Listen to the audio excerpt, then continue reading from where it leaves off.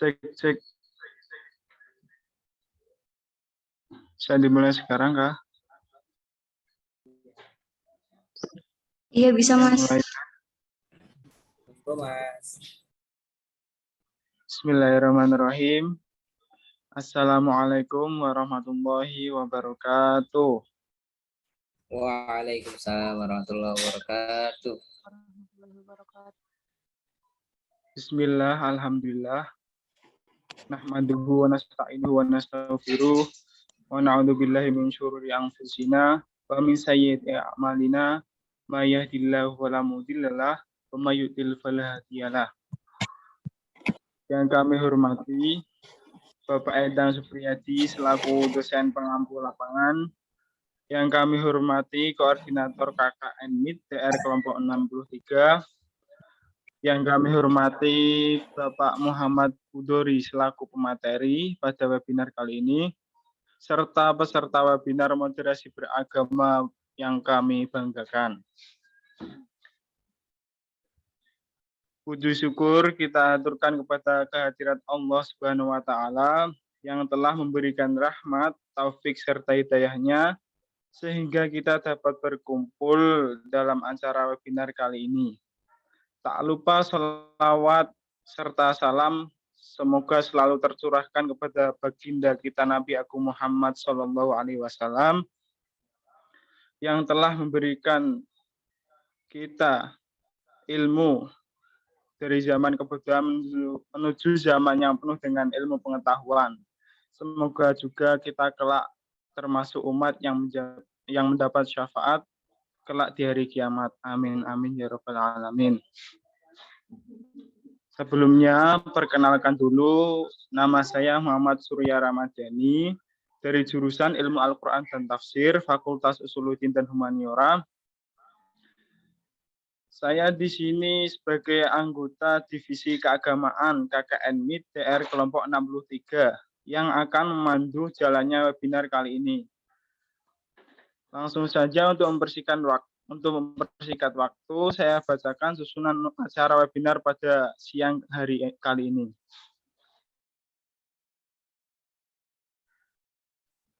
Acara sambutan, acara yang ketiga penyampaian materi, acara yang keempat sesi tanya jawab, acara yang kelima sesi foto bersama, dan acara yang keenam adalah penutup.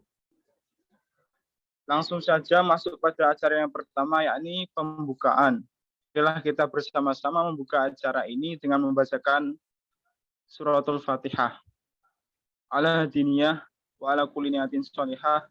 Al-Fatihah.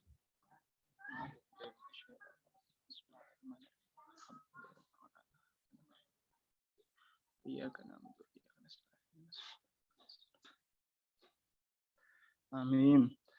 Kemudian dilanjut acara yang kedua, yakni sambutan.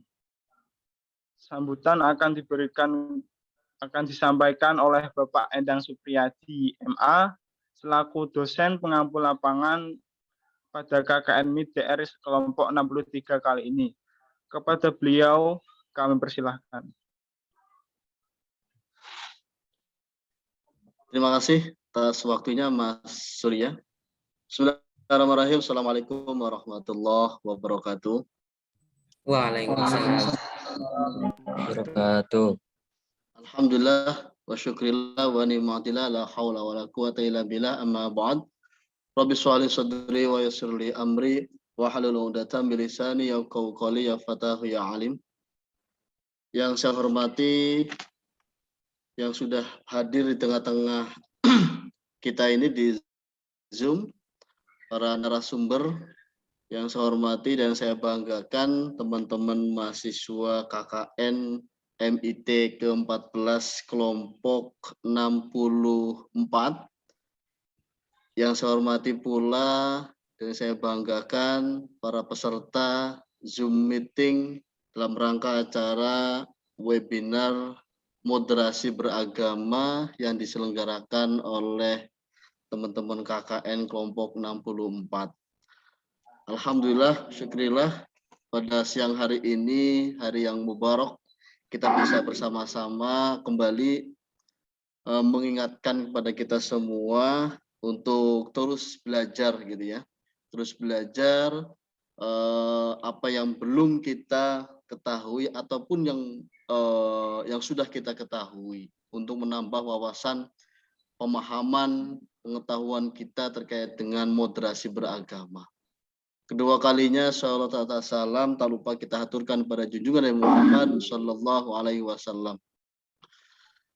Yang saya hormati para pemateri dan teman-teman mahasiswa serta jamaah Zoomiyah pada siang hari ini, saya sangat berterima kasih yang sebesar-besarnya terutama pada panitia kelompok 64 ini yang sudah menyelenggarakan serangkaian kegiatan atau program kegiatan KKN MIT ke-14 pada siang hari ini. Tentu ini bukan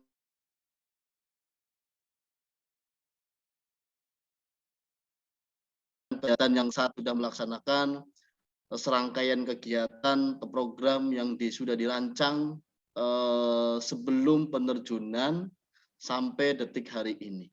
Saya mengapresiasi, saya selaku dosen di lapangan, mengapresiasi kinerja teman-teman sehingga pada hari ini mungkin ini yang keberapa gitu ya, kegiatan yang sudah dilakukan oleh teman-teman KKN kelompok 64. Tentu teman-teman dan semuanya peserta yang hadir pada siang hari ini di Zoomiyah ini akan banyak mendapatkan wawasan pengetahuan mengenai moderasi beragama yang nanti akan disampaikan oleh pemateri pada siang hari ini.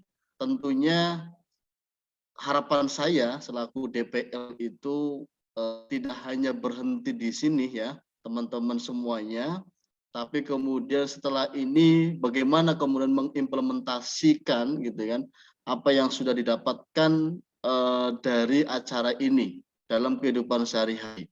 Karena saya yakin teman-teman yang sekarang kemudian tinggal di tempat orang lain gitu kan, dalam artian ada posko di desa yang teman-teman tempati saat ini, itu kan kemudian akan menemukan ya banyak keragaman, keberagamaan yang ada di masyarakat.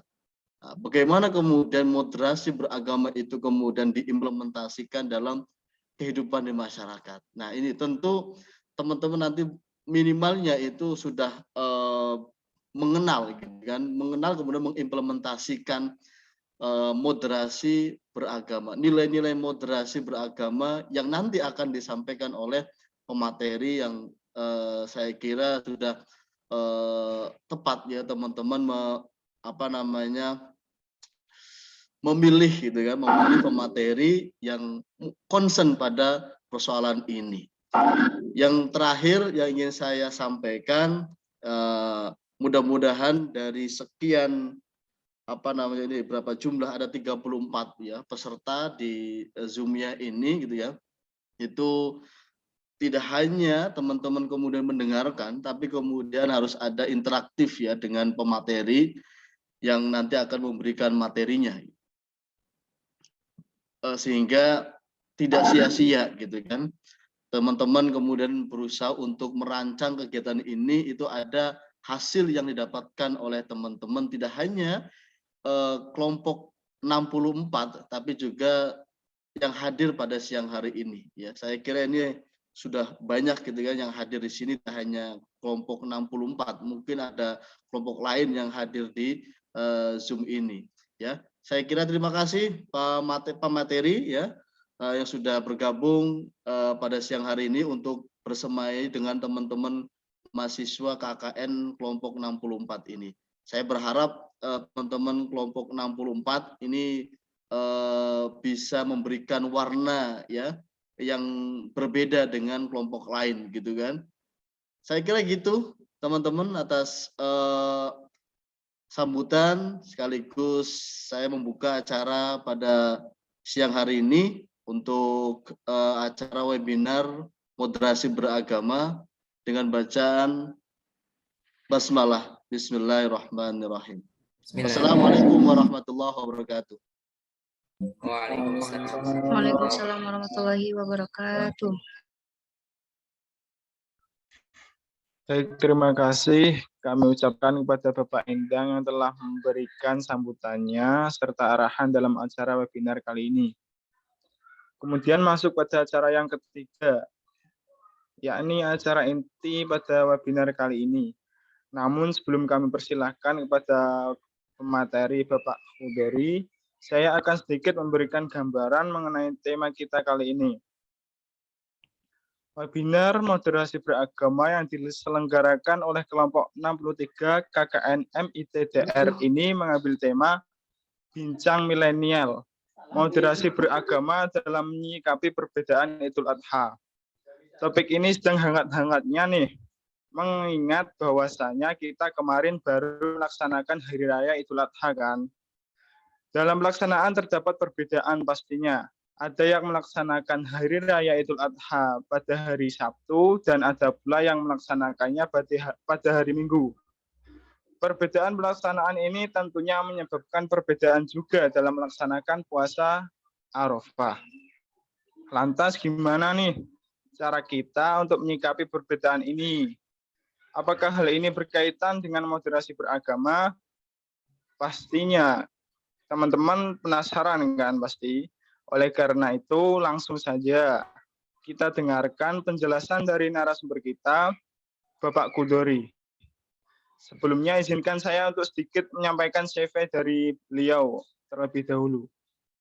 Nama Muhammad Kudori MTHI, tempat tanggal lahir Kendal 23 September 1984, status menikah, alamat tempat tinggal Desa Kebonsari RT 3 RW 3 Kecamatan Rawasari Kabupaten Kendal.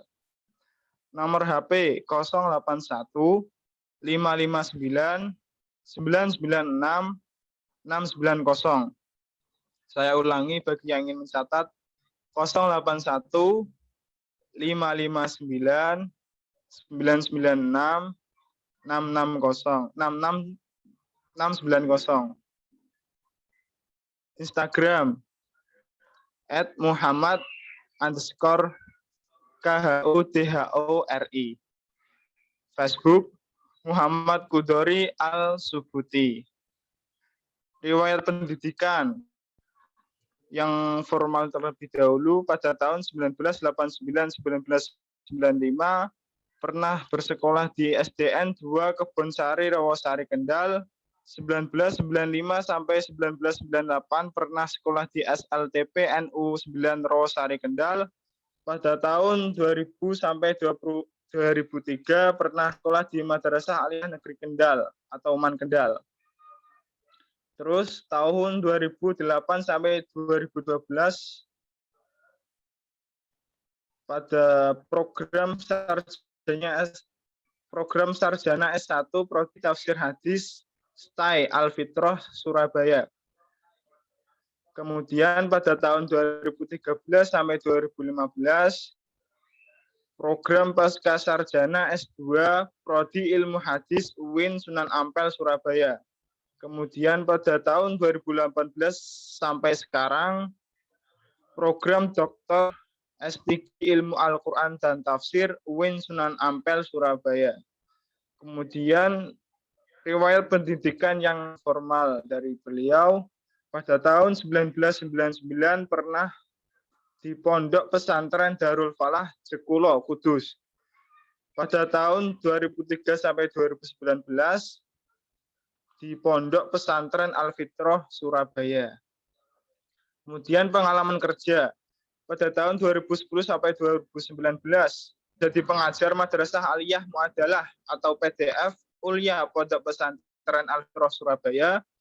Pada tahun 2010 sampai 2019 menjadi pengajar Madrasah Diniyah Taklimiyah Pondok Pesantren Al-Fitrah Surabaya.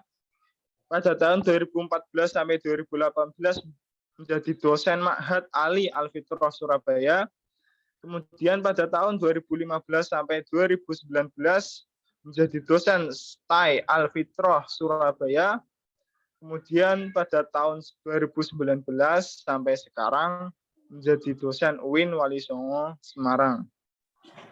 Pengalaman organisasi pada tahun 2008 sampai 2014. Saya kira nggak usah dibaca semua Mas ya, nanti nggak selesai-selesai itu. Iya, Pak. Langsung saja berarti. Ya, itu kan banyak itu ya, berapa lembar itu, nanti nggak selesai-selesai itu. Ini udah dirangkum, Pak. Oh ya, oke. Sedikit lagi ya sekalian. Pengalaman organisasi 2008 sampai 2014. Pemimpin redaksi majalah Buletin Al-Fitrah Surabaya. Pada tahun 2014 sampai 2019, Dewan Redaksi majalah Buletin Al-Fitrah Surabaya. Pada tahun 2013 sampai 2019 menjadi Ketua Majelis Kebersamaan dalam Kajian dan Pembahasan Ilmiah atau MKPI Pondok Pesantren Al-Fitrah Surabaya. Kemudian prestasi yang pernah beliau raih menjadi wisudawan terbaik S1 Setai Al-Fitrah 2012 dengan IPK 3,77. Menjadi wisudawan terbaik S2 Pascasarjana UIN Sunan Ampel Surabaya 2015 dengan IPK 3,94. Selain itu, beliau juga aktif dalam kegiatan diskusi dan menulis. Di antara karya beliau yakni jurnal perlunya memahami hadis secara tekstual dan kontekstual untuk mendapatkan pemahaman yang moderat alamat Ahlus Sunnah wal Jamaah, modul pendidikan perdamaian di pesantren perspektif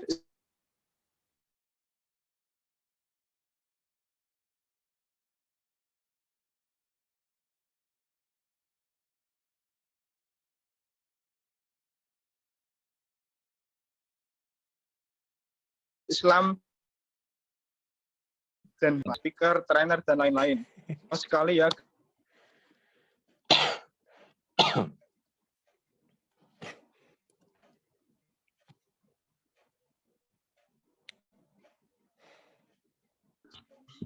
Mohon maaf sebelumnya ini kendala. Baik, dilanjutkan. Baik, untuk mengefisiensi waktu langsung saja penyampaian materi saya serahkan kepada Bapak Budori.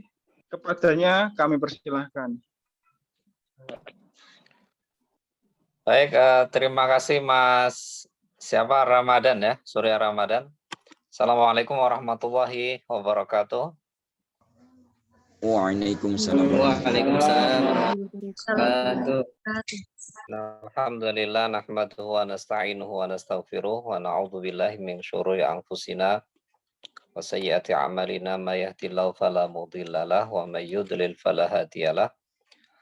Asyhadu an la ilaha illallah wahdahu la syarikalah wa asyhadu anna Muhammadan abduhu wa rasuluhu la nabiyya ba'dah. Allahumma shalli ala sayyidina Muhammad wa ala alihi wa sahbihi ajma'in. Rabbi syrah li sadri wa yassir li amri wahlul 'uqdatam min lisani yafqahu qawli bi rahmatika ya arhamar rahimin. Wala haula wala quwata illa billahil aliyyil azim. Amma ba'd.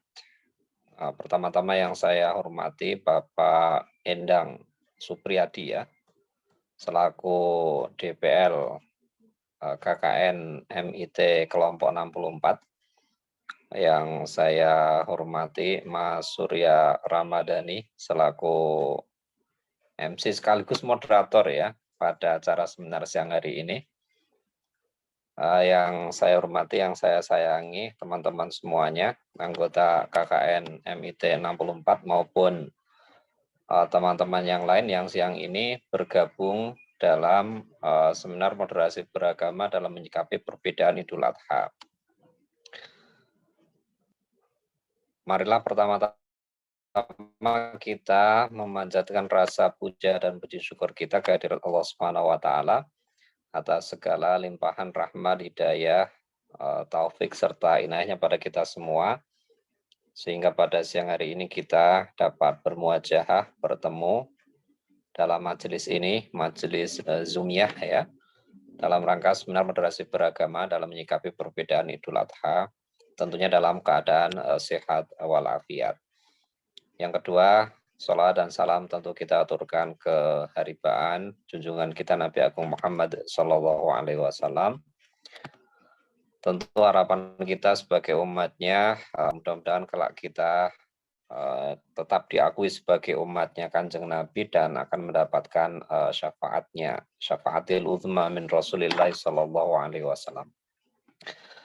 Baik, teman-teman yang saya hormati, yang saya muliakan, yang saya cintai, tema moderasi beragama yang ingin saya sampaikan pada siang hari ini berkaitan dengan bagaimana kemudian kita menyikapi perbedaan Idul Adha. Kita tahu bahwa kemarin ya, hari Ahad kemarin, hari Sabtu dan hari Ahad kemarin, masyarakat Muslim Indonesia merayakan Idul Adha ya.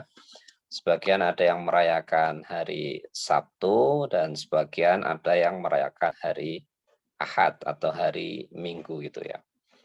Saya tidak tahu kawan-kawan mengikuti yang hari Sabtu ataupun hari Ahad gitu ya. Atau jangan-jangan dua-duanya ya.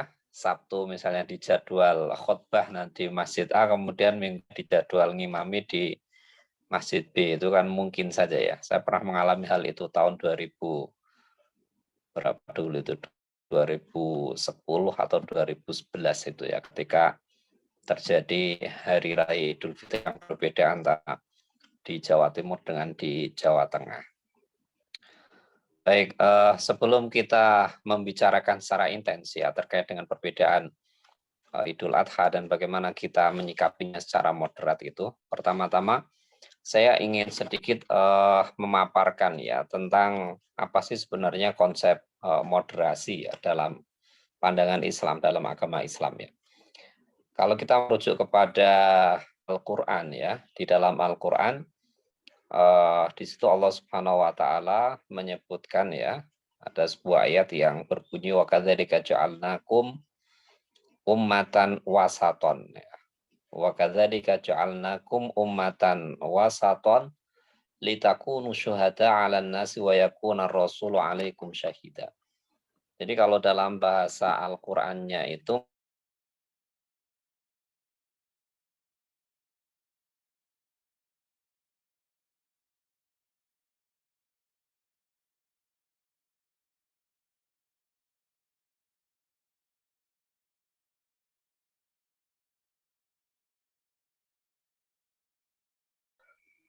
beliau menulis Al-Aqidah Al-Wasitiyah ya.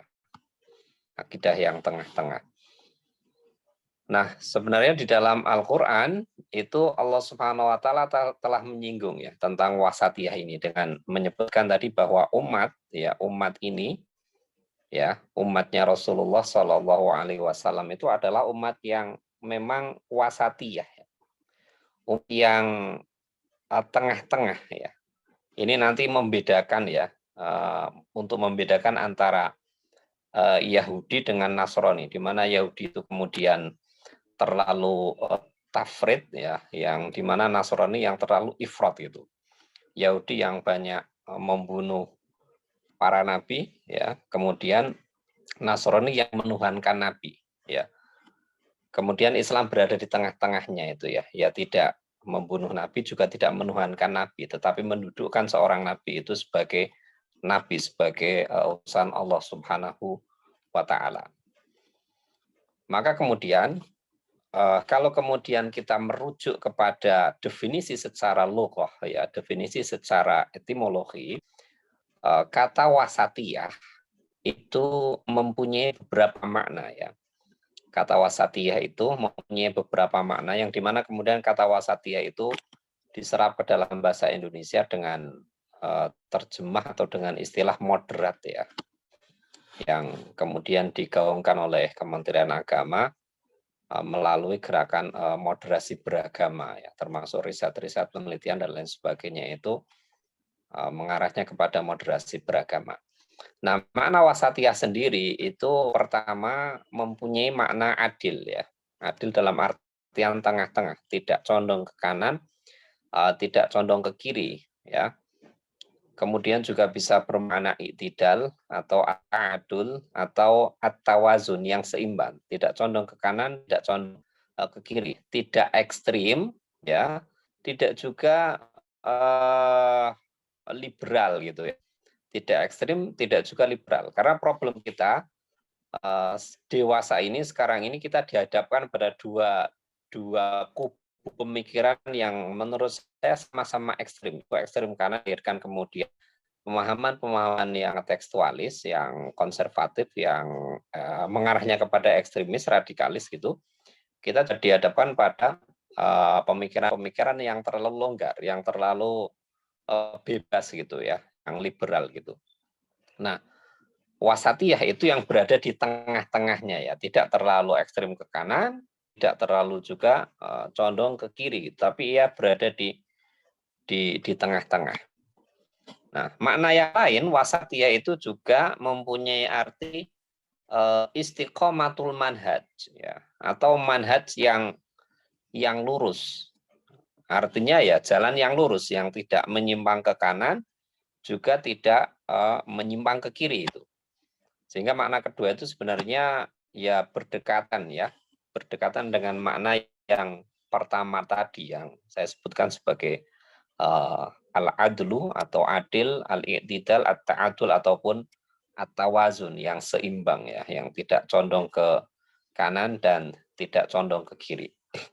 Nah, di dalam Islam implementasi wasatiyah itu mencakup kepada beberapa hal ya. Yang pertama adalah wasatiyah dalam bidang akidah.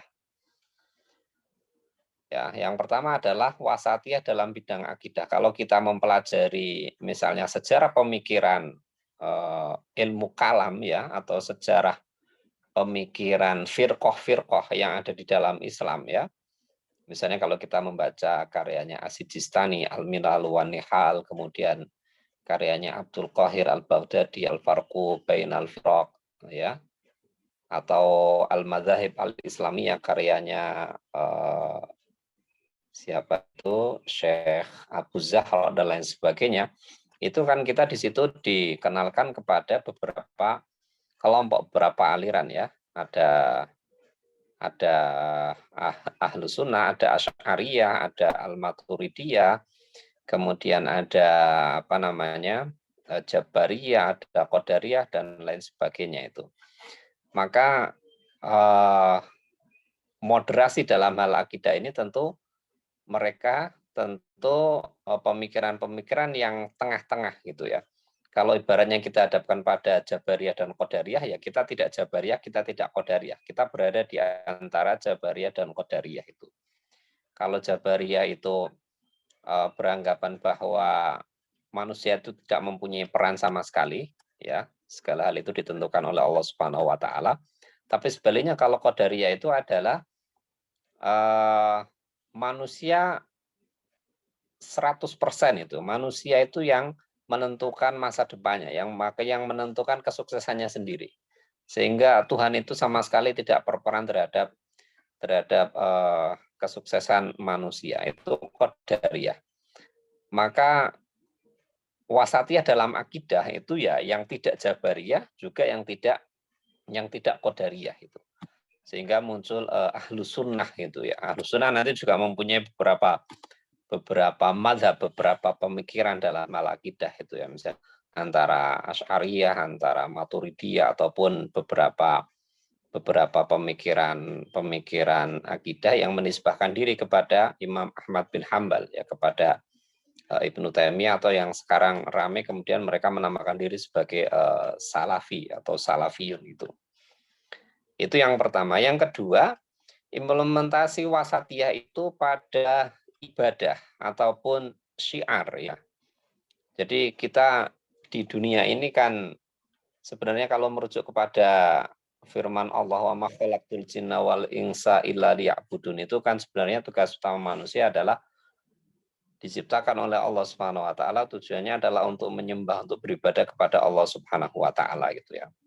Tapi kita hidup di dunia ini tentu ada aktivitas-aktivitas lain ya untuk mendukung ibadah-ibadah itu. Ya kita disebutkan dengan aktivitas kita ya, kerja, mencari nafkah, belajar dan lain sebagainya itu. Maka wasatiyah dalam ibadah itu ya tentunya yang seimbang gitu ya. Kita hidup di dunia ini dalam bermasyarakat tidak melulu 100% kemudian ibadah terus-menerus lalu mengabaikan apa namanya orang-orang di sekitar kita. Atau ada orang-orang yang lebih menonjolkan kesolehan spiritualnya dibandingkan dengan kesolehan sosialnya gitu ya. Ada sebagian orang yang ibadahnya luar biasa, umrohnya tiap bulan umroh gitu, hajinya tiap tahun haji.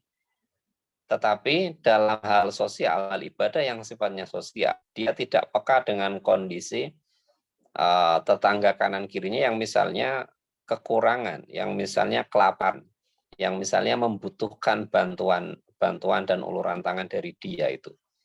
Nah, semacam ini dalam pandangan saya tidak bisa dikatakan sebagai wasatiyah dalam beribadah karena dia hanya fokus pada satu kesolehan secara ritual, secara spiritual saja. Ya, hanya hablum minallah saja, tapi dia mengabaikan hablum minan nasnya. Dia mengabaikan bagaimana berinteraksi dengan tetangga, dengan manusia yang lain, dengan masyarakatnya. Dia tidak peka dengan problem sosial yang ada di sekitar dia gitu ya. Atau sebaliknya, ada orang-orang yang sangat peka sekali terhadap kondisi di sekitarnya, di lingkungannya, jiwa sosialnya sangat tinggi sekali, mudah membantu orang lain, tetapi dia tidak menjalankan kewajibannya sebagai seorang hamba Allah Subhanahu wa Ta'ala. Ritualnya, spiritualnya tidak ada. Kita kadang-kadang kan di lapangan, di masyarakat menemukan dua contoh, dua model manusia yang semacam itu ya. Ada yang kesalehan ritualnya luar biasa sekali, tetapi sosialnya nol atau sosialnya rendah, atau sebaliknya sosialnya sangat tinggi sekali itu. Tetapi spiritualnya, kesolehan ritualnya kepada dalam kaitannya ibadah kepada Allah Subhanahu wa taala, menjalankan perintah-perintah Allah Subhanahu wa taala nol, tidak ada gitu. Nah, yang semacam ini juga tidak bisa dikatakan sebagai wasatiyah dalam ibadah gitu. Dalam tasyri' ya, dalam pensyariatan hukum. Ini kaitannya dengan tasyri' ataupun syariah Islam ya. Ketika dibandingkan dengan Yahudi ataupun ketika dibandingkan dengan Nasrani. Kalau Yahudi itu sembrono dalam mengharamkan, ya mudah dalam mengharamkan sesuatu yang dihalalkan oleh Allah Subhanahu wa taala. Tetapi kalau Nasrani itu mudah dalam sembrono dalam menghalalkan. Kalau Yahudi itu mudah dalam mengharamkan, ya padahal sesuatu itu dihalalkan oleh Allah Subhanahu wa taala tapi kemudian diharamkan. Nah, Nasrani itu sembrono dalam menghalalkan. Nah, Islam itu datang sebagai ajaran yang di tengah-tengah gitu ya. Jadi perspektif Islam gitu ya. Perspektif Islam, bukan perspektif yang lain gitu. Nah, selanjutnya adalah kalau kita dihadapkan pada fenomena yang kemarin kita hadapi tentang perbedaan Idul Adha, dan sebenarnya perbedaan semacam ini bukan terjadi pada tahun ini saja, tetapi pada tahun-tahun sebelumnya kita juga sudah seringkali menghadapi perbedaan awal Ramadan, perbedaan Idul Fitri, perbedaan awal Zulhijjah yang kemudian menyebabkan perbedaan Idul Adha tanggal 10 Zulhijjah itu ya. Dan perbedaan semacam ini juga akan terjadi di tahun-tahun yang akan datang. Ya, kenapa kok bisa berbeda gitu ya? Padahal sama umat Islam ya, rujukannya sama Al-Qur'an, rujukannya hadisnya sama. Dalil yang dipakai juga sama ya. Dalil yang dipakai juga sama hadis Nabi Shallallahu alaihi wasallam, sumu li ru'yati waftiru li ru'yati fa in hum 'alaikum fakmilu tsalatsina yauman. Berpuasalah kalian semua karena melihat hilal, dan berhari rayalah kalian semua karena melihat hilal. Tapi kalau seandainya dalam ru'yah kalian itu terhalang oleh sesuatu, fa'inhum alaikum, kalau langitnya itu mendung, langitnya terhalang oleh kabut dan lain sebagainya, sehingga tidak bisa melihat hilal, maka fakmilu tsalatsina yauman. Dalam beberapa versi riwayat, fakmilu iddata sya'bana tsalatsina yauman.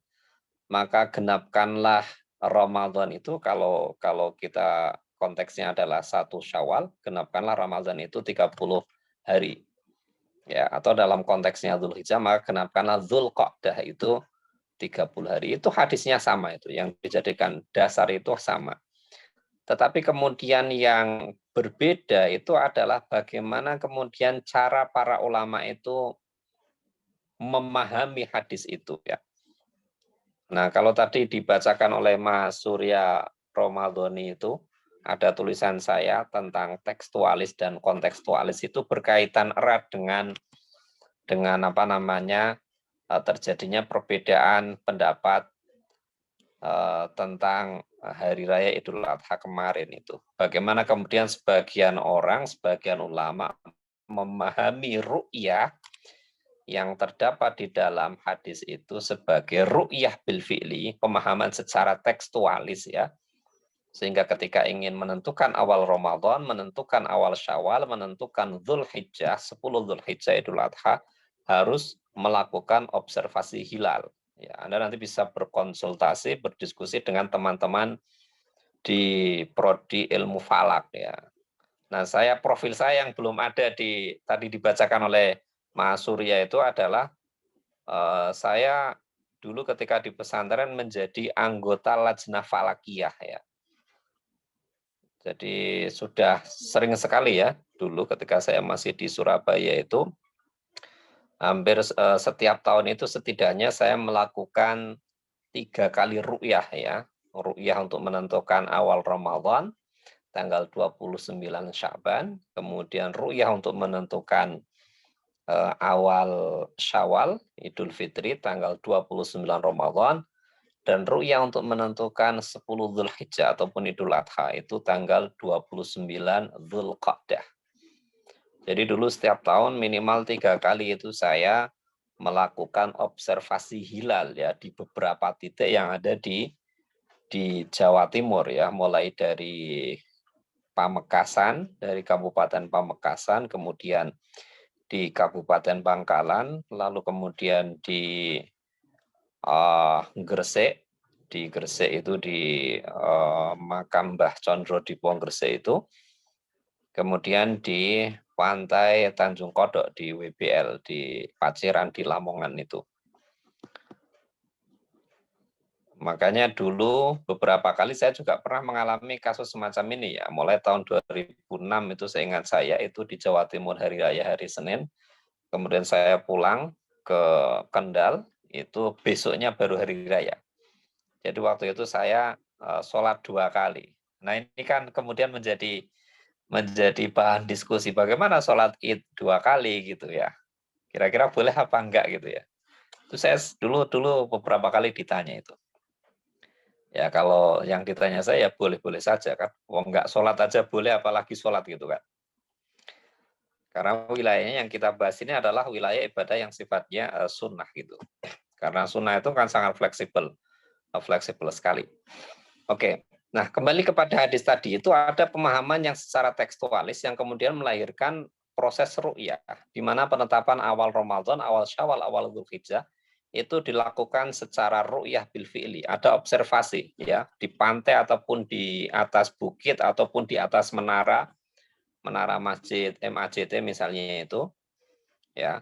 Dan madhab ini, madhab ru'yah, saya menyebutnya madhab ru'yah ini adalah sampai saat ini adalah madhab yang diikuti oleh mayoritas umat Islam.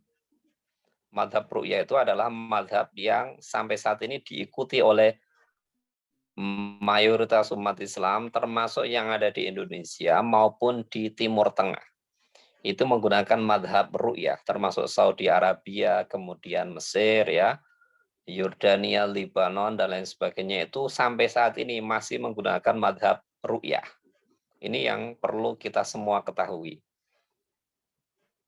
Kalau sama menggunakan madhab ru'yah, kenapa kemarin berbeda ya? Kemarin itu di Saudi Arabia kan hari rayanya adalah hari Sabtu. Di Indonesia, versi Kementerian Agama, versi pemerintah itu kan hari Ahad, hari Minggu kan ya. Apa bisa berbeda? Ya sangat jelas sekali, wilayahnya berbeda gitu ya.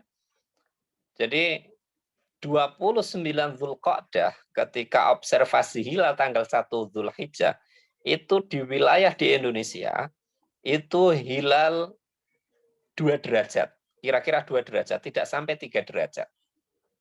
Ketinggian hilal itu hanya 2 derajat, rata-rata 2 derajat. Sementara di Saudi Arabia itu sudah lebih dari 2 derajat. Hilalnya lebih tinggi karena memang letak geografisnya antara Indonesia dengan Saudi Arabia itu sangat jauh sekali gitu ya.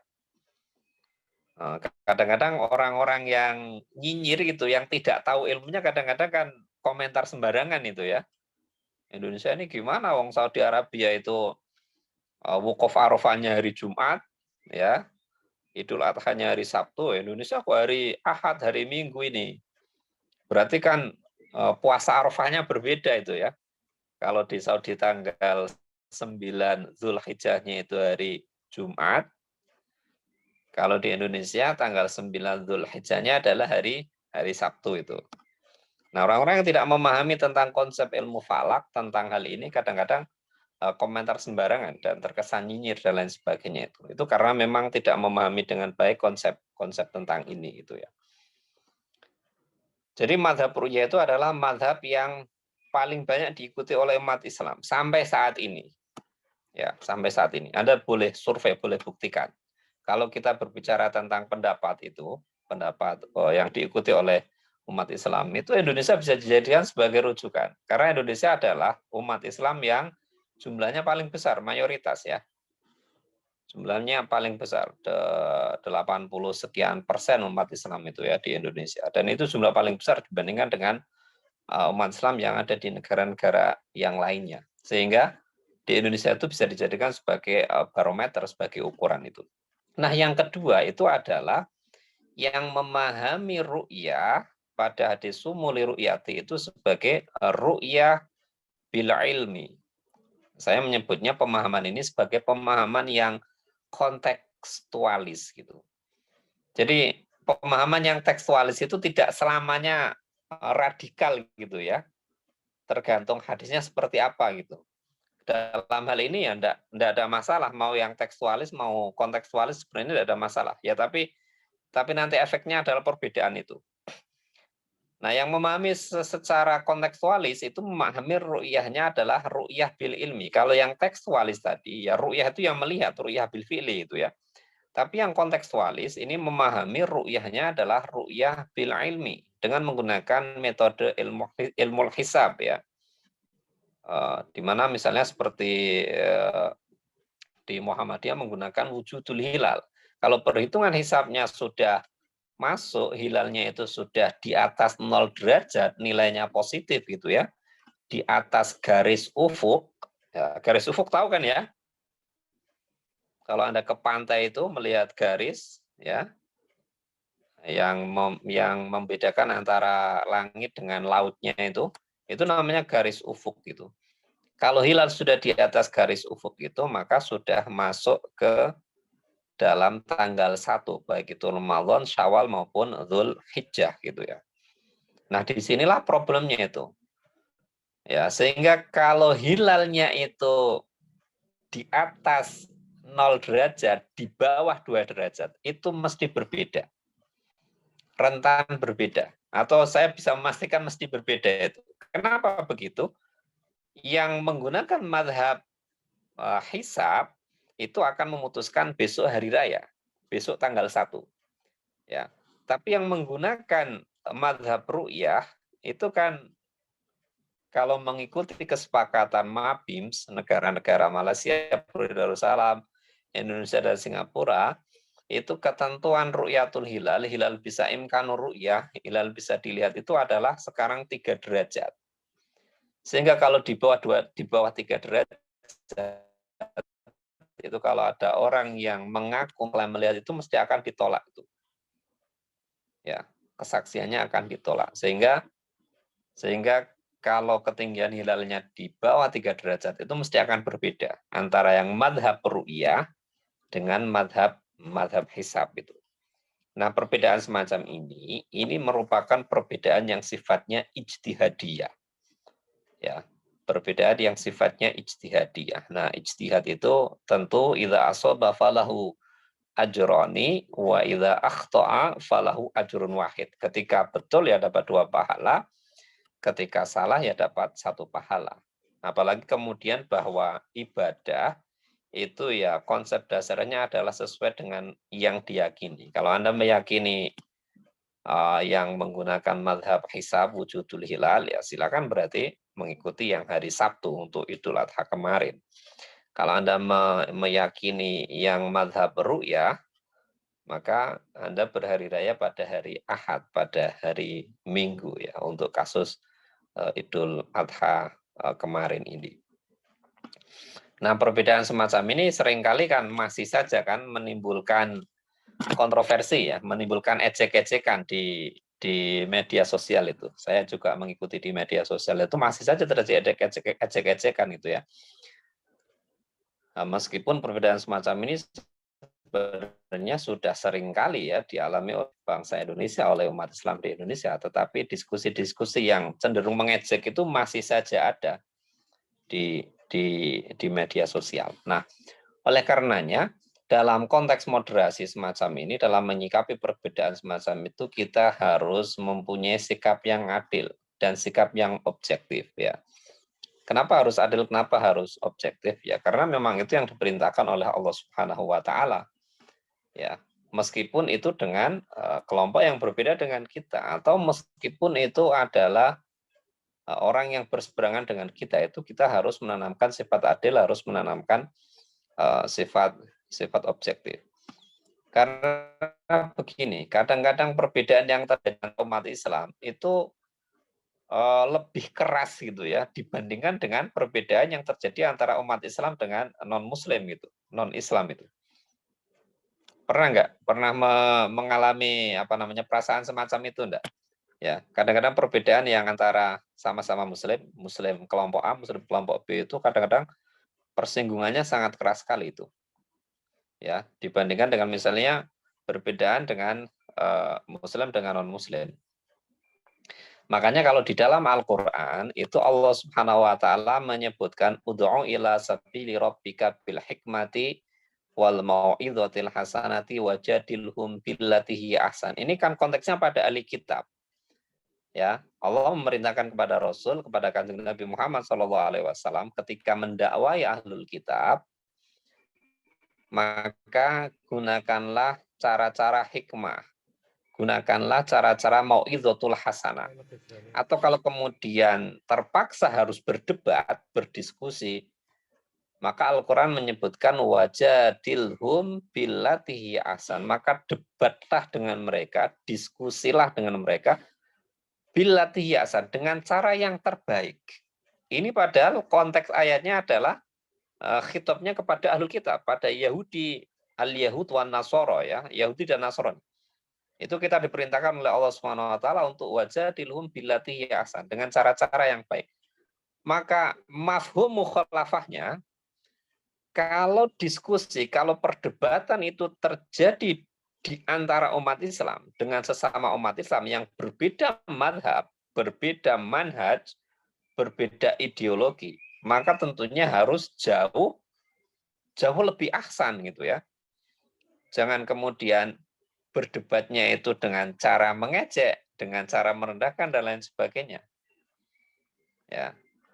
Sehingga diskusi yang dibangun dalam konteks moderasi beragama, baik itu kepada sesama umat Islam atau kepada non-Muslim, itu diskusi yang dibangun itu adalah diskusi yang mempunyai semangat untuk saling memahami, untuk saling mengerti. Bukan diskusi yang dibangun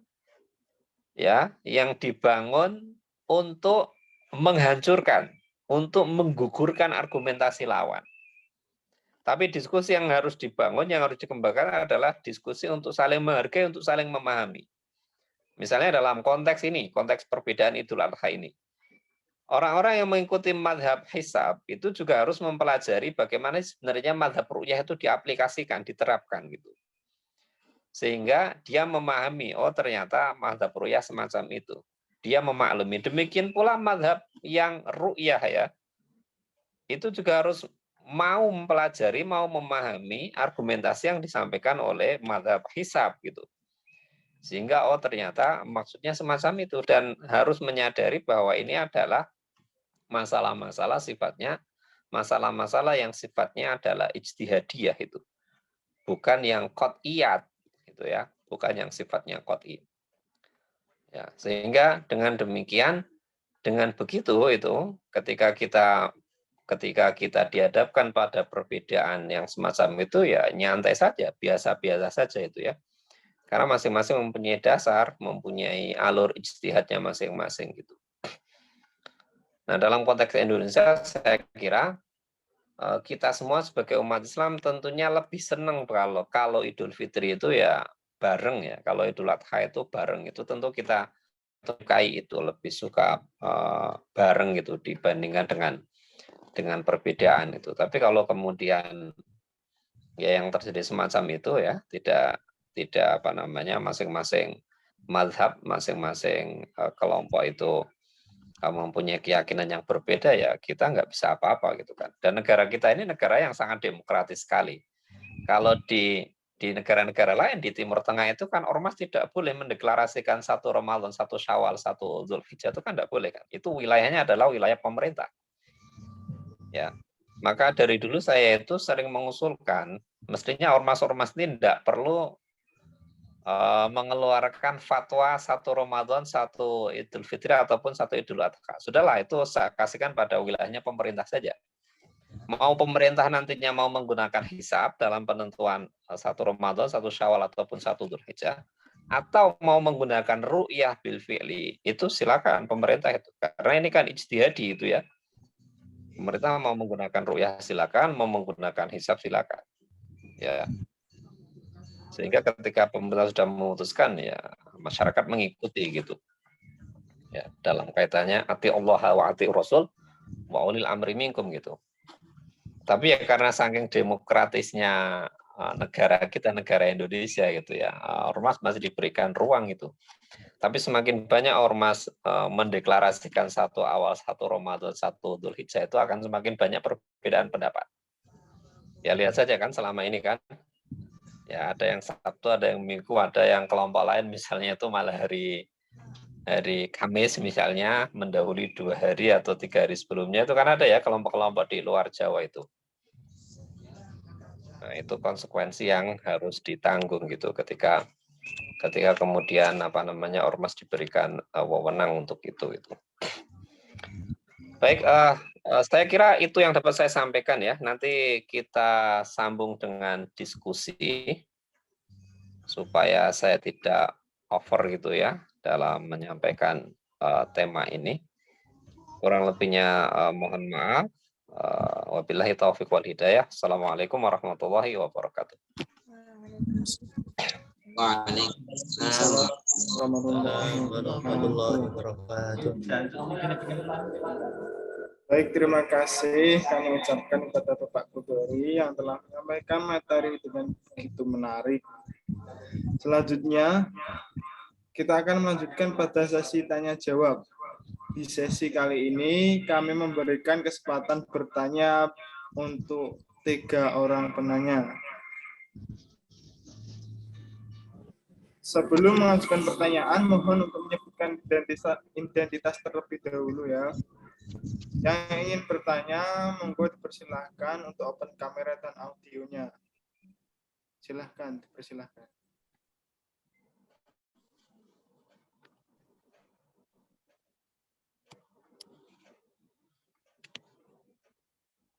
Tidak ada?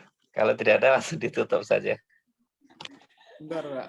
Ini ada yang mau nanya. Ini ada peserta selain anggota KKN ini ya? Ada? Banyak, Pak. Lumayan. Oh ya, ini semakin banyak. Ada 42 orang ya pesertanya.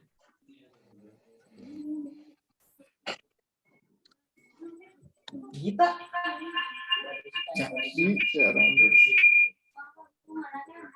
Ayo teman-teman dipersilahkan.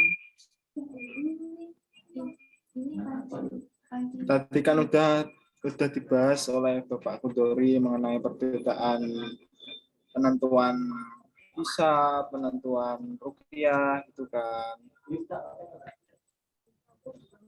Mungkin dari teman-teman ada yang masih mengganjal mengapa kok bisa gitu. Terus tadi kan juga dipancing bahwa Pak Kudori juga pernah melaksanakan hari raya, sholat hari raya Idul Adha itu kan, atau Idul Fitri tadi 2 kali kan. Nah itu bisa ditanyakan apakah boleh atau gimana, apa dalilnya gitu kan.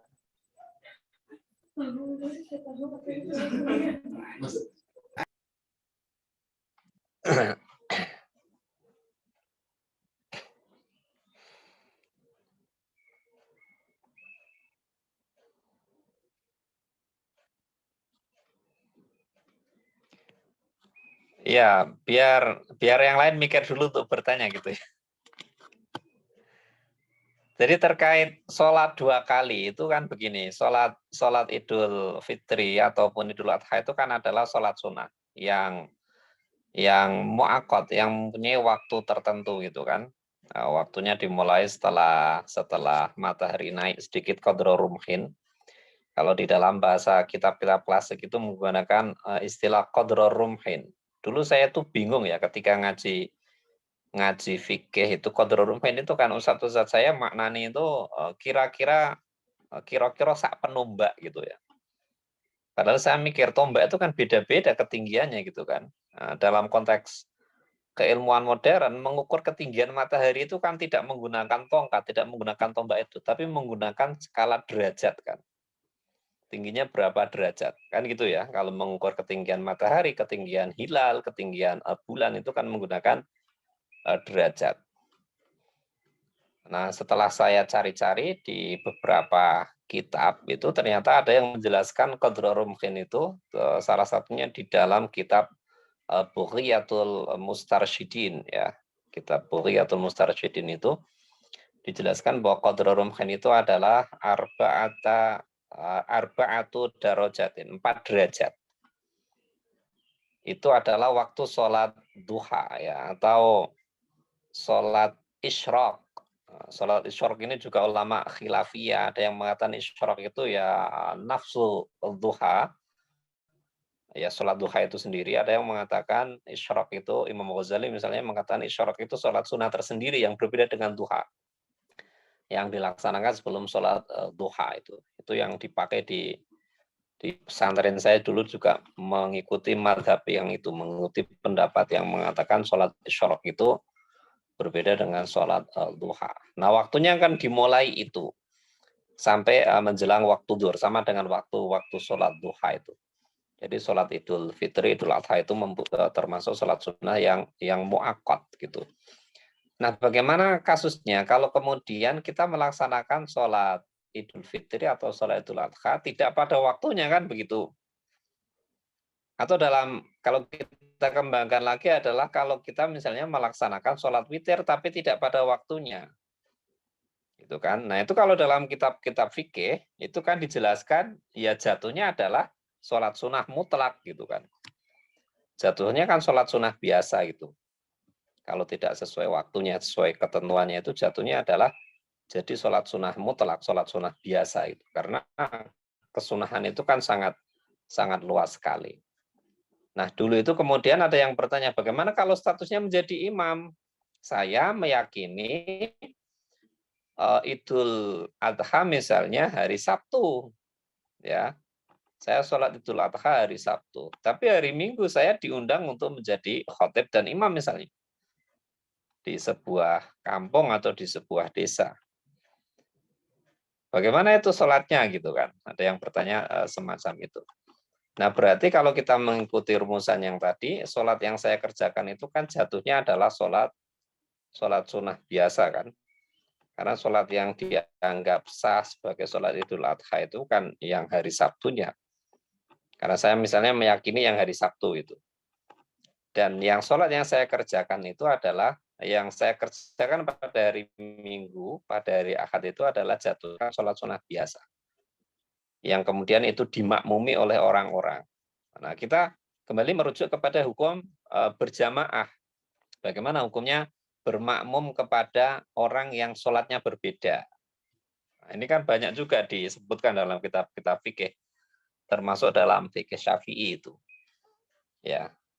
Jadi syaratnya makmum itu, syaratnya berjamaah itu, syaratnya kita boleh bermakmum pada seorang imam yang mengerjakan sholat itu, syaratnya adalah sholatnya itu sama, bentuk sholatnya itu sama.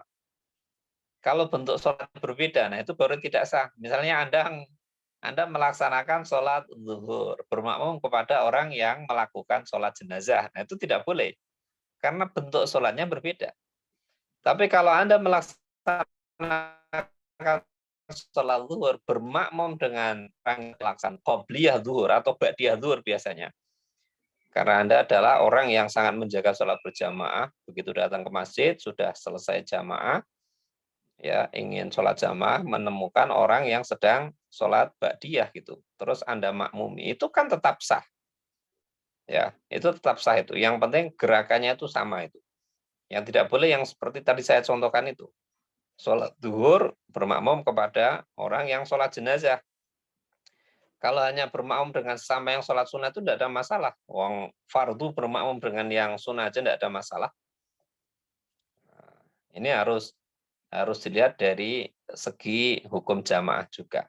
Sehingga dalam kasus itu ya tidak ada masalah gitu ya. Kalau saya kemudian jadi imam misalnya pada hari Ahadnya itu, jatuhnya sholat saya itu sholat sunnah biasa jatuhnya itu. Karena saya meyakini hari rayanya yang hari Sabtu.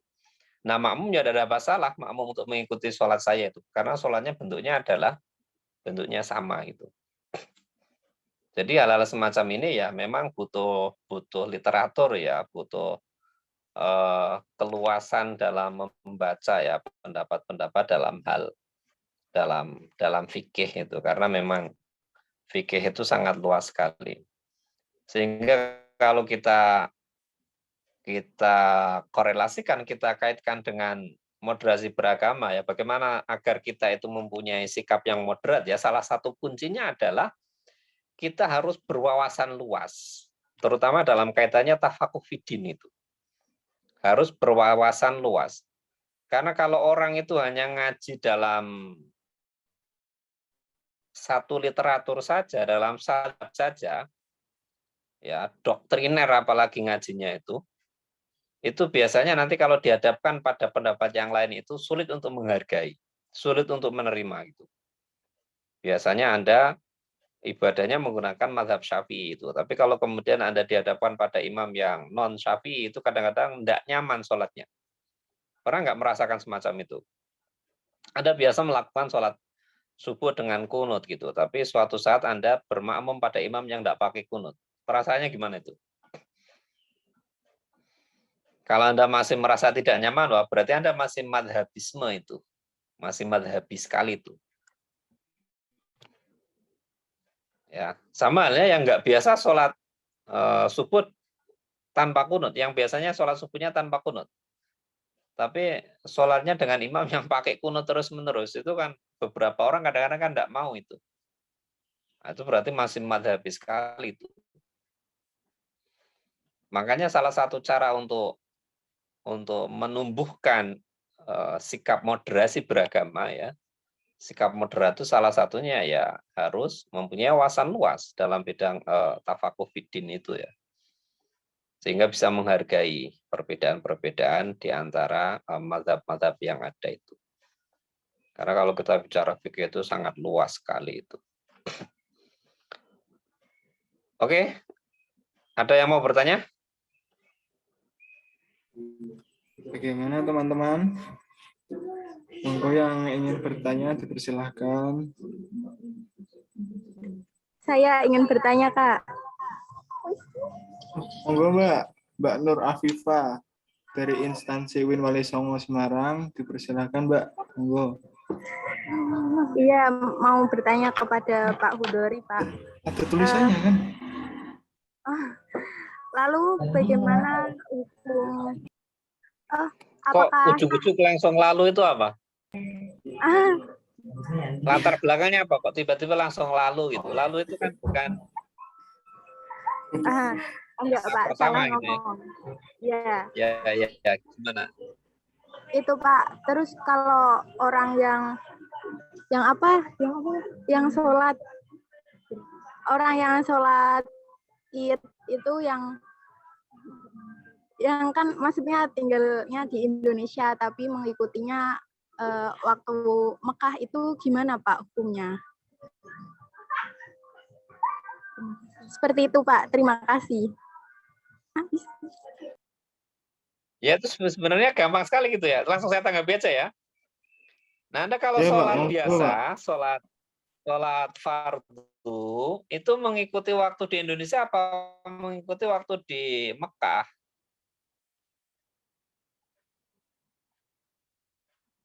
Kalau sholat fardu, sekarang nih misalnya duhur di Indonesia kan jam 12 siang misalnya. Di Mekah jam berapa duhurnya? Kira-kira kita mengikuti sholatnya yang di Mekah apa yang ada di Indonesia itu?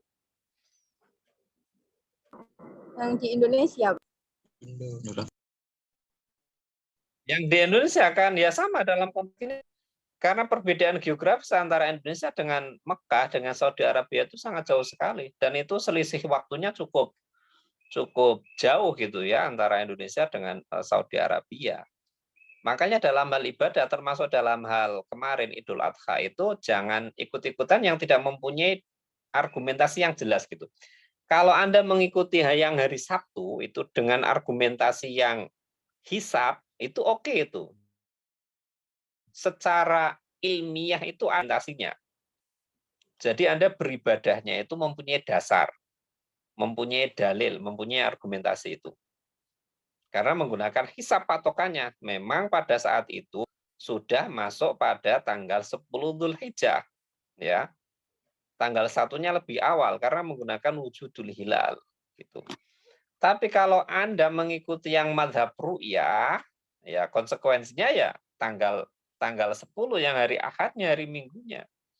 Nah yang lucu itu adalah orang yang menolak hisab, tapi kemudian Idul Adha-nya mengikuti Saudi Arabia. Nah ini yang lucu. Dia tidak mau hisab, maunya pakai ru'yah. Alasannya karena wukuf di Arafahnya tanggal 9, gitu kan. Padahal panduan dalam penentuan hari raya, baik itu Idul Fitri ataupun Idul Adha, itu dengan hadis tadi, sumu li ru'yatih, waftiru li ru'yatih, fa'inhum ma'alaikum fakmilu salasina yaman. Itu dalilnya, panduannya itu. Bukan sumu li wukuf bi Arafah, itu bukan begitu ya. Nggak ada dalilnya yang semacam itu. Tapi panduannya adalah ru'yah. Yang itu kemudian menimbulkan perbedaan. Ru'yah itu apakah ru'yah bil fi'li atau ru'yah bil ilmi? Apakah tekstualis pemahamannya yang ru'yah secara langsung ataupun kontekstualis ini yang membuat kemudian berbeda. Ya. Kalau ingin Sabtu, mengikuti yang Sabtu berarti yang mengikuti yang hisab itu, menggunakan pedomannya hisab karena sudah wujud hilalnya itu. Ya. Yang lucu adalah mengikuti ru'yah, ya, tapi ikut yang Saudi Arabia hari Sabtu. Nah, itu yang lucu. Karena di sini pada hari Sabtunya itu belum masuk pada tanggal 10 Dzulhijjahnya itu.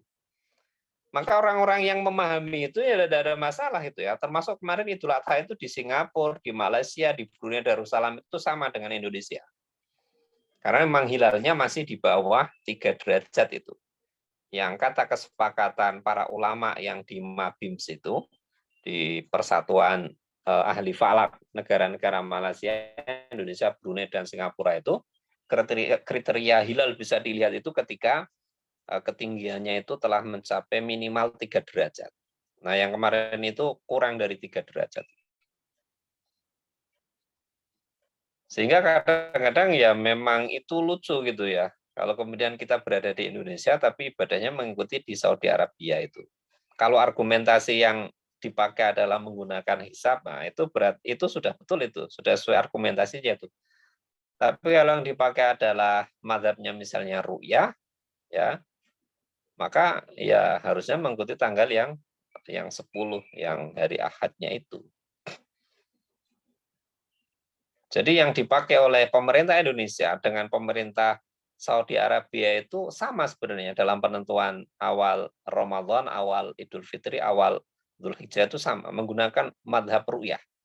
Indonesia, pemerintah Indonesia saat ini loh ya. Pemerintah Indonesia saat ini, termasuk Malaysia, Singapura, Saudi Arabia, Mesir itu ru'yah. Maka tadi saya sampaikan bahwa mazhab ru'yah itu mazhab yang dipakai oleh mayoritas umat Islam di dunia. Ya, yang memakai mazhab hisab itu ya misalnya di Indonesia Muhammadiyah itu ya. Beberapa ulama kontemporer yang menggaungkan ya hisab itu adalah Syekh Sayyid Syekh Ahmad Syakir ya. Syekh Ahmad Syakir Mesir, kemudian Syekh Yusuf Al-Qaradawi itu mencoba menggaungkan, mengkampanyekan mazhab hisab. Ya. Tapi sampai saat ini belum diterima oleh pemerintah, terutama negara-negara di Timur Tengah itu. Entah suatu saat ya. Karena memang sebenarnya mazhab hisab itu lebih simpel, lebih murah gitu ya. Kita bisa menghitung 100 tahun yang akan datang, Idul Ramadan, Idul Fitri, Idul Adha sudah bisa kita tentukan itu. Tanpa observasi ru'yah di lapangan. Yang tentu itu mengeluarkan biaya ya, yang tidak sedikit itu. Jadi Syekh Al-Qaradawi itu di dalam bukunya misalnya Kaifana Ta'amalu Ma'asuna itu beliau mengkampanyekan itu penentuan awal Ramadan dengan hisab itu. Ya, penentuan dengan hisab itu. Dan kata beliau itu sangat mungkin untuk disatukan kalau menggunakan hisab. Karena mazhab ru'yah sendiri itu beberapa kali juga beda pendapat ya. Termasuk kasus kemarin itu Idul Adha di Sidogiri itu kan mengklaim melihat di Pasuruan itu mengklaim melihat hilal. Ya, lajnah salah satu anggota lajnah falakiyahnya Pondok Pesantren Sidogiri Pasuruan itu. Tapi kan itu kemudian tidak diterima oleh Kementerian Agama ya. Karena Kementerian Agama sesuai kesepakatan negara-negara MAPIMS itu 3 derajat itu tadi. Oke, begitu ya. Siapa tadi Mbak Afifah ya? Nur Iya, Afifah. Pak. Berarti harus yang penting ada referensinya ya, Pak. Ya, kita beragama itu kan dengan referensi ya. Dengan argumentasi yang bisa dipertanggungjawabkan. Entah mau mengikuti yang mazhab ru'yah, mau mengikuti yang mazhab hisab, silakan itu. Tapi harus tahu argumentasinya itu. Ya, Pak. Apalagi Alhamdulillah. kita sebagai akademisi ya, Anda sebagai seorang mahasiswa itu.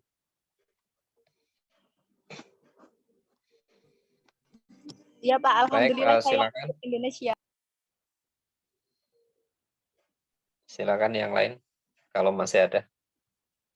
Alhamdulillah. Terus tadi kayaknya Mas Yandi Pratama mau bertanya. Oh, oke, Mas Surya. Oh, Mas.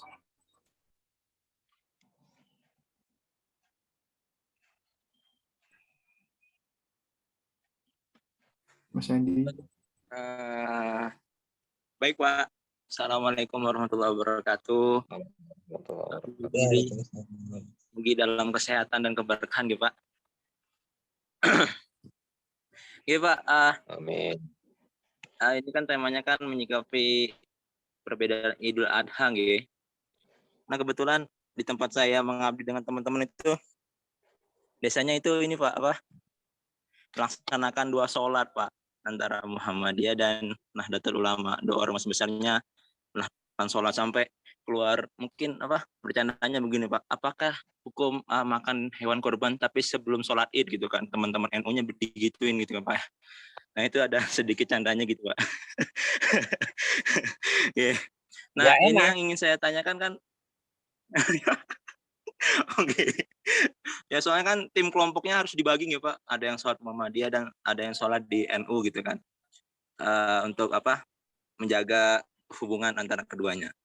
Nah, yang ingin saya tanyakan mungkin begini, Pak. Kan semua ibadah atau amal itu tergantung niatnya gitu, Pak. Tapi delalah peristiwanya begini, Pak.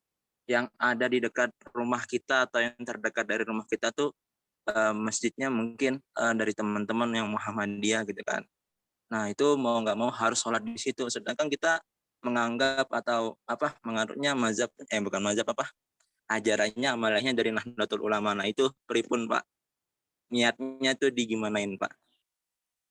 Kan nggak cuma dapat daging, Pak, mau ikut berusaha sholatnya juga biar dapat daging misalnya begitu ya, Pak. Jadi ikut serta dalam sholat id pada hari itu biar dapat kuponnya double gitu ya, misalnya, Pak. Gitu. Mohon pencerahannya. Oke, Assalamualaikum warahmatullahi wabarakatuh. Assalamualaikum warahmatullahi wabarakatuh. Ya, tadi saya sudah menyampaikan bahwa ibadah itu ya dasarnya, fondasinya adalah sesuai dengan keyakinan kita itu ya. Ibadah itu fondasinya, dasarnya adalah sesuai, dibangun sesuai dengan keyakinan kita. Kalau kita kemudian meyakini bahwa Idul Adha-nya itu hari Sabtu, ya maka kita harus melaksanakan sholat hari Sabtu. Saya punya pengalaman itu.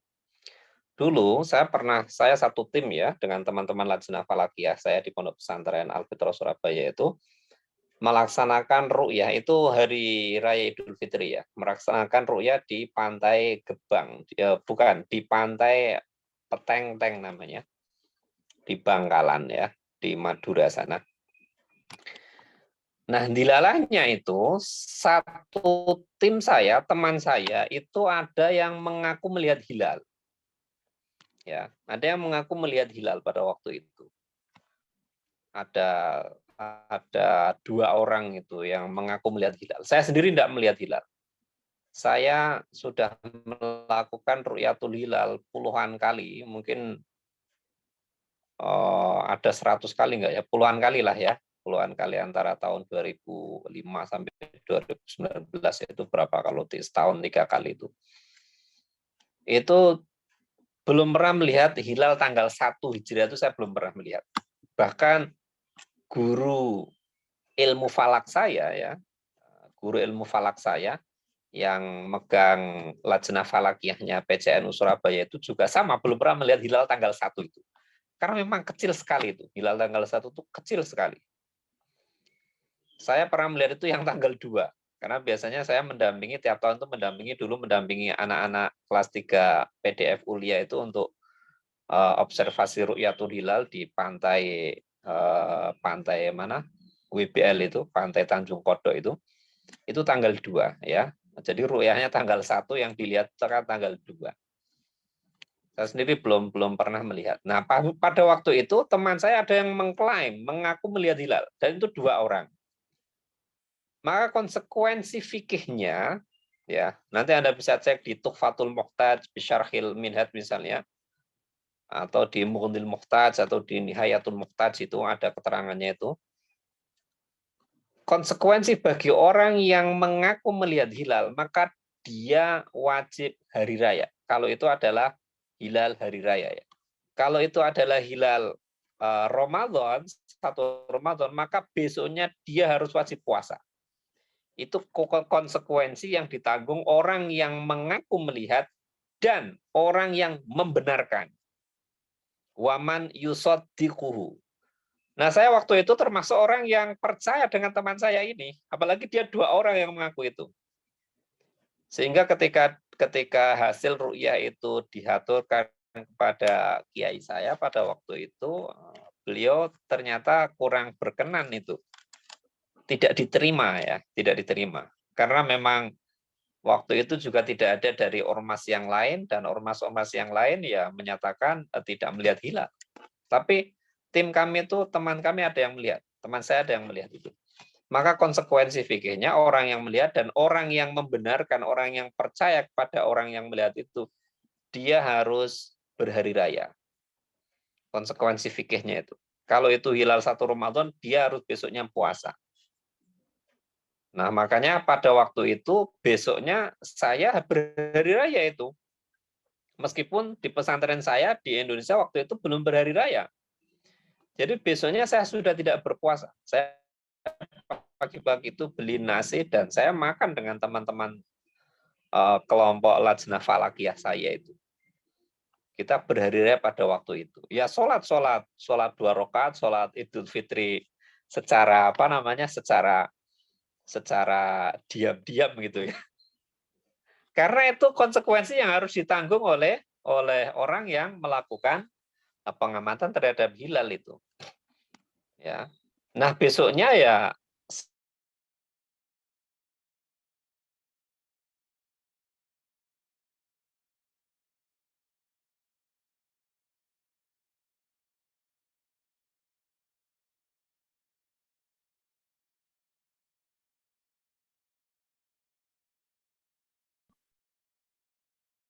yang harus ditanggung. Maka kaitannya dengan pertanyaan Mas Yandi tadi itu, ya kalau kita meyakini Idul Adha-nya itu yang hari Sabtu, ya silakan laksanakan pada hari Sabtu. Kalau meyakini Idul Adha-nya pada hari Ahadnya, ya silakan laksanakan sholat Idul Adha-nya, silakan laksanakan penyembelihan kurbannya. Kalau kita berkurban ya, pada hari yang kita yakini itu. Nah, adapun menerima daging ya, wong kita kan menerima ya, menerima daging yang hari raya, hari Sabtu ataupun hari Minggu kan nggak ada masalah itu. Wong kita kan menerima kan. Yang jadi masalah itu adalah orang yang berkurbannya. Kalau misalnya Yandi tadi, dia meyakini Idul Adha-nya itu hari Minggu, ya dia wajib sholat itu hari Minggu, dia wajib berkorban pada hari Minggu. Kalau dia berkorbannya pada hari Sabtu, ya bukan kurban namanya, karena penyembelihan kurban itu setelah sholat Idul Adha kan, macam itu. Ya, yang jadi problem yang menyembelih. Kalau yang menerimanya nggak ada masalah gitu ya.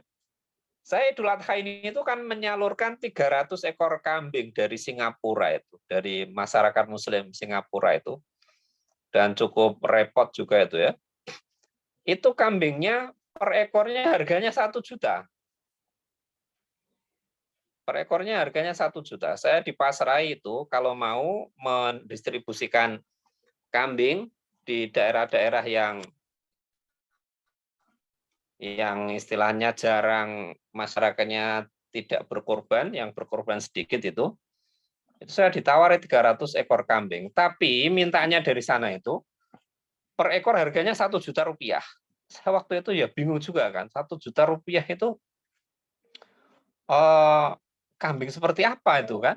Sudah sesuai nggak dengan kriteria hewan kurban itu? Ternyata setelah saya membaca-baca,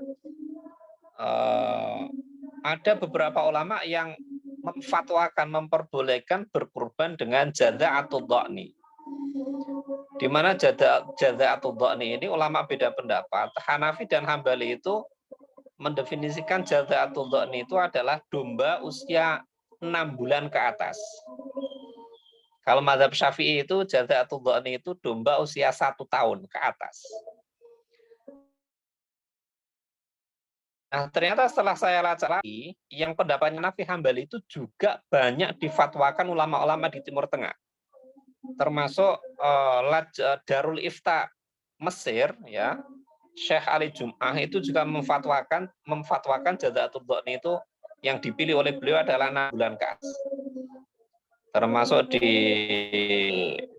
situs Islam Soal wal Jawab ya, Syekh Soleh Al Munajid, kemudian Syekh Alawi bin Abdul Qadir Asdaf itu ya. Kemudian di fatwanya di atas. Hanya saja memang di Indonesia kurban itu kan karena mayoritas masyarakat Indonesia mengikuti Syafi'i ya, akhirnya janda atau dhani itu 1 tahun ke atas. Sehingga akhirnya ya oke lah saya terima. Kemudian saya jelaskan itu bahwa nanti kambingnya itu yang akan dijadikan kurban adalah kambing jenis domba ya, yang bulunya putih itu gembel, kalau di kampung saya nyebutnya itu wedus gembel itu ya, yang usianya 6 bulan sampai 1 tahun, dan itu harganya 1 jutaan. Jadi mengikuti Hanafi, mengikuti Hambali, mengikuti fatwanya Syekh Ali Jum'ah Mesir dan beberapa ulama Timur Tengah ya, yang mendefinisikan jada atau dhani itu adalah domba usia 6 bulan ke atas. Akhirnya saya terima itu dan saya tasarufkan, saya bagi ke Kendal, ke Demak, ke Pati dan lain sebagainya itu.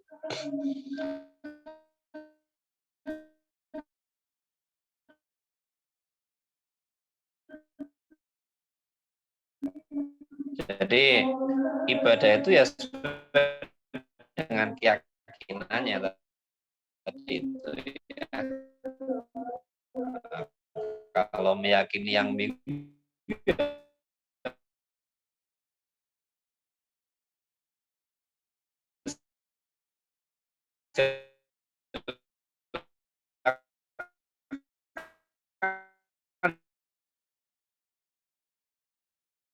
cari masjid yang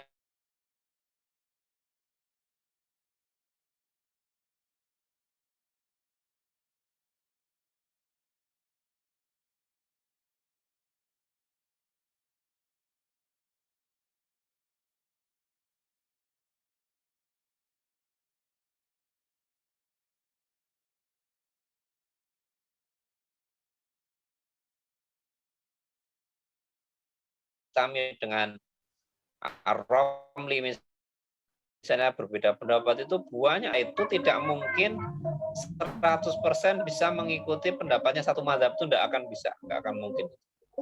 Jadi dalam beberapa kasus kita itu mesti mengikuti pendapat lain. Nah, dampaknya ya itu tadi, kita tidak bisa menghargai pendapat orang lain kalau kemudian kita tidak memiliki sikap moderat gitu ya. Mau ke mama kaitannya. Apalagi itu Sama mama. kaitannya dengan ijtihadiyah itu. Mana mamanya? Cukup ya? Sudah ya?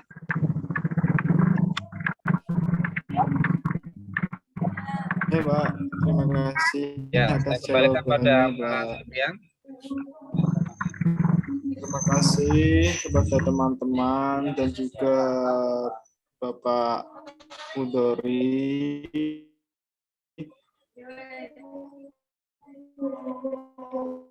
yang memimpin diskusi pada kali ini. Nah, untuk 3 partisipan terbaik nanti akan dibacakan pada akhir sesi ya. Nah, sebelum ke agenda selanjutnya, saya akan membacakan notulensi webinar kali ini. Bahwa konsep dalam Al-Quran 23 yang telah disebutkan tadi, wakadzalika ja'alnakum ummatan wasaton. Dalam Islam disebut dengan wasatiyatul Islam. Lafadz wasat mempunyai makna tengah-tengah, seimbang, adil, manhaj yang lurus, tidak ekstrim, ke kanan dan pula ekstrim ke kiri, ke kanan, ke kiri. Yaitu Islam berada di tengah-tengah antara aliran Qadariyah dan aliran Jabariyah. Dan yang kedua ada wasatiyah dalam beribadah. Harus seimbang antara hablum minallah dan hablum minannas. Perbedaan dalam penentuan Idul Adha bisa terjadi karena perbedaan wilayah yang menyebabkan perbedaan dalam melihat hilal. Kemudian perbedaan dalam penentuan Idul Adha bisa juga terjadi karena perbedaan cara penentuan hitungan Idul Adha. Ada yang menggunakan hitungan hisab dan ada pula yang menggunakan hitungan rupiah. Perbedaan Jadi ru'yah itu bukan hitungan loh ya. Bukan hitungan ya. Ru'yah itu ya observasi secara langsung gitu ya. Dan orang yang melakukan ru'yah itu ya juga melakukan hisab gitu sebagai pedoman mereka dalam. Kemudian perbedaan yang berkaitan dengan hal ini disebut dengan perbedaan ijtihadiyah. Apabila benar mendapatkan 2 pahala dan apabila salah mendapatkan 1 pahala. Di antara kunci untuk berpikir moderat harus mempunyai wawasan yang luas dalam bidang tafakuh fiddin. Ibadah itu dilakukan sesuai dengan keyakinan masing-masing dari diri kita ya, teman-teman. Nah, itu sebelum kita mengakhiri webinar kali ini, marilah kita berfoto bersama ya teman-teman. Kepada teman-teman semua dipersilakan untuk menyalakan kamera on cam terlebih dahulu ya. Ini ada yang kepada operator yang bertugas dipersilakan. Ayo yang belum. Iya. Baik, terima kasih untuk Mas Surya. Silakan yang lain untuk open cam dulu ya. Ayo.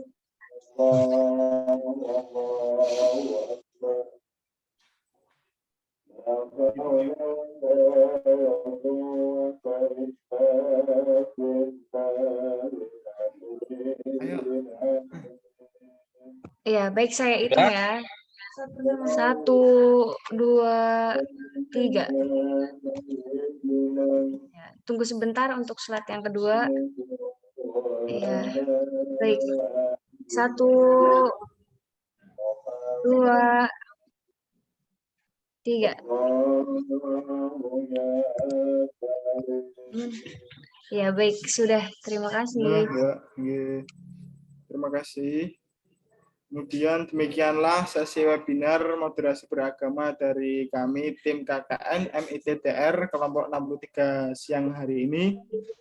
Sebelum saya menutupnya, saya akan membacakan langsung saja terima kasih kepada Bapak pemateri yang sudah berkenan menjadi pemateri webinar kali ini dan sangat luar biasa memberikan wawasan dan pengalaman kepada kami semua peserta webinar. Terima kasih juga kepada para partisipan webinar yang sudah antusias mengikuti acara dari awal hingga akhir. Dan tak lupa pula terima kasih kami ucapkan kepada Bapak Endang selaku dosen pengampu lapangan pada KKN kami kali ini. Kami mohon maaf yang sebesar-besarnya apabila terdapat kesalahan dalam pelaksanaan webinar kali ini, baik dari segi penyampaiannya mungkin kurang berkenan dari kami maupun hal-hal lainnya. Baiklah, mari kita tutup dengan bacaan hamdalah bersama-sama. Alhamdulillahirobbilalamin. Saya cukupkan sampai di sini. Wa alihil guril kiramil bararah wa sabihil muntakhobinal khiyarah.